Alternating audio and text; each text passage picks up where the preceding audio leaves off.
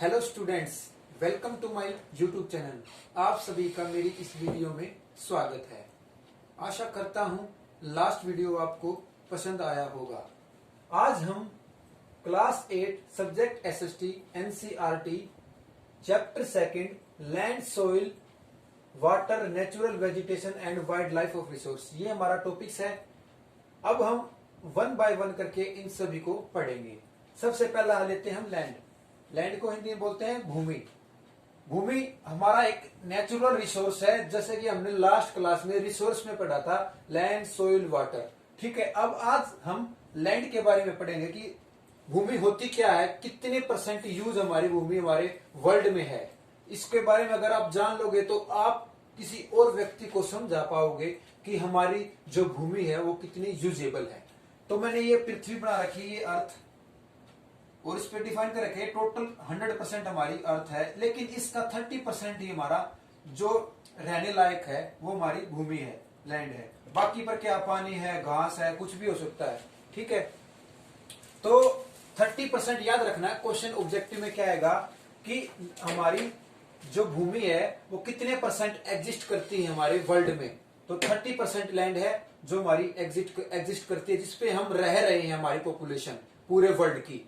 तो do you now, क्या आप जानते हैं 90% of 90% of the world population occupies only 30% of land area, कि 90% में से 30% ही जनसंख्या भूमि पर रहती है, जो भूमि रहने लायक है।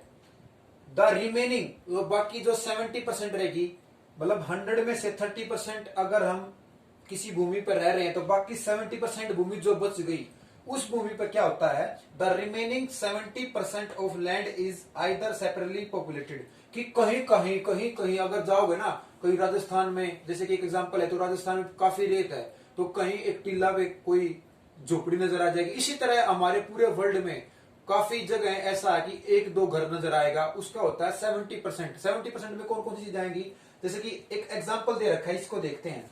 शालबर्ग इन ऑस्ट्रेलिया, कि ऑस्ट्रेलिया में कोई शालबर्ग है, जो एक ऑस्ट्रेलिया एक कंट्री है जिसमें कोई शहर हो सकता है ये। तो उसमें क्या है, ये सारा पानी है, ये डायग्राम में दिखा रखा है, पानी है, ये सारे पेड़ है इस साइड जो कि डार्क नहीं था पहले से, लिए थोड़ा हल्का हल्का लगा रखा है।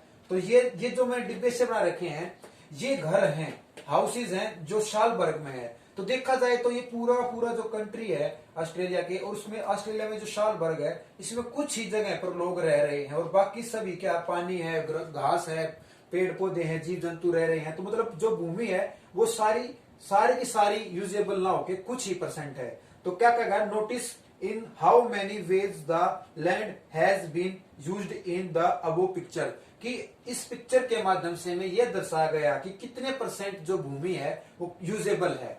अब हम एक डायग्राम मैंने और बना रखा है, और ये देखते हैं कि इसमें अब फिलहाल चेंज क्या हो रहा है हमारी, जो हम भूमि पर रह रहे हैं, पहले क्या था उस भूमि पर, जो अब क्या है। Change in land use over time, कि सबसे पहले डायग्राम में दिखाया गया है कि 2-4 घर हैं। ठीक है, भूमि पर 2-4 घर हैं, ये सड़क है, और ये क्या है, हमारा पानी है, कुछ ये पेड़ पौधे इस साइड, ये कुछ घास है। इसमें क्या दर्शाया गया है कि पूरी सारी की इतनी जमीन पर कुछ ही परसेंट क्या है, घर हैं। फिर सेकंड में क्या हो गया, थोड़े से ज्यादा घर हो गए, थोड़े से व्हीकल चलने लगे, थोड़े से घर और ज्यादा बन गए, ग्रास कम हो गई। फिर थर्ड पिक्चर में क्या दर्शाया गया कि घर की मात्रा बढ़ती चली जा रही है, सड़क चौड़ी होती चली जा रही है, गाड़ियां चलती जा रही हैं, घास कम होता जा रहा है, पेड़ कम होते जा रहे हैं। अब थर्ड क्या, पेड़ तो नजर आ ही नहीं रहा, बिल्डिंगें बन चुकी हैं, सड़कें बन चुकी हैं, पार्क कम रह गए। तो ये सारा का सारा हमारा चेंज दिखाया जा रहा है कि पहले हम किस तरह रहते थे, अब हम किस तरह रहते हैं। ये हमारे दिमाग की आइडियाज हैं जो हम अपनी भूमि का यूज कर रहे हैं। इसका यूज आगे चलकर हमारे पॉपुलेशन, हमारी एयर, हवा पर पड़ता है। अगर पहले की बजाय देखें तो अब हवा क्या गंदी है, पहले क्या थी, शुद्ध थी, साफ थी, अब थोड़ी सी खराब है।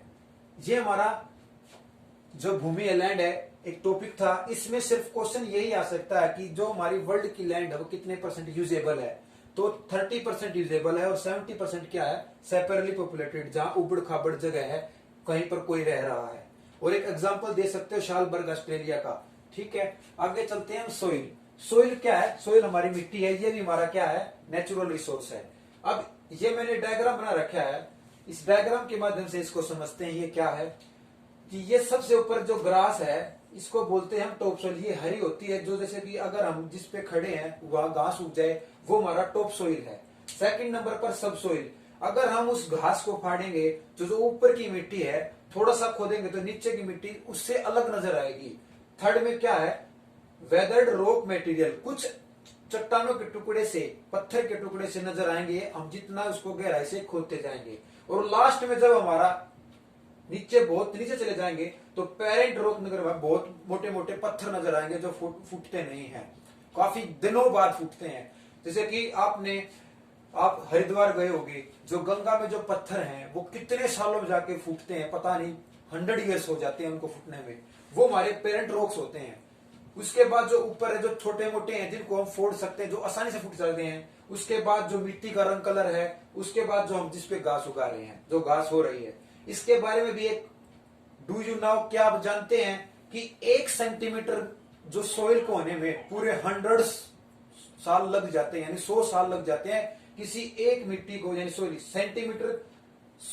सेंटीमीटर यानी 1 सेंटीमीटर सोइल को होने में हजारों साल लग जाते हैं। तो मैं आपसे यही कहना चाहूंगा कि सोइल में अब मैंने क्या समझाने की कोशिश करी है, जैसे कि एक किसान है जो खेती कर रहा है, अब गेहूं का सीजन था, अब देखा जाए तो उसका एवरेज गेहूं 50 मन यानी कितना होगा? 25 क्विंटल निकल रहा है। अगर वो उस मिट्टी को या उस भूमि को कुछ सालों के लिए छोड़ दे, क्यों उस पे उपजाऊ शक्ति कम हो रही है, इसलिए मैं कह रहा हूं कि उसको कुछ टाइम के लिए छोड़ दे, तो मैं गारंटी देता हूं कि उस पे 50 क्विंटल गेहूं होंगे उस एक खेत में। क्यों? क्या कारण है? ये कारण है, do you know, it takes hundreds of year to make just 1 centimetre of soil, कि एक सेंटीमीटर मिट्टी को उपजाऊ होने के लिए हजारों साल लग जाते हैं।